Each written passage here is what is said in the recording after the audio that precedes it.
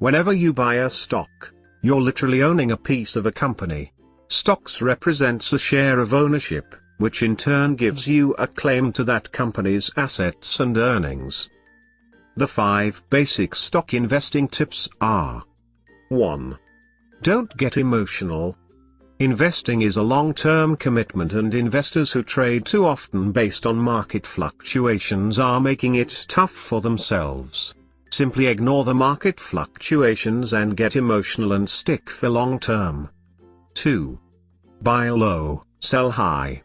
You should buy stocks when they're priced lower and sell them when they're priced higher up again. That should be your aim, but it can be difficult, but it is not impossible. 3.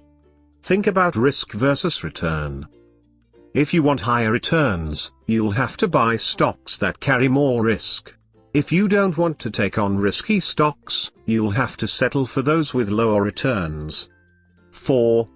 Diversify your stocks. Diversify your portfolios by putting money in not only different stocks and mutual funds, but different types of funds with different volatility. 5. Invest in well-managed companies. You should invest in well-managed companies, as these companies have a reputation for consistent performance. Although nothing is guaranteed, so be careful with your investing strategies.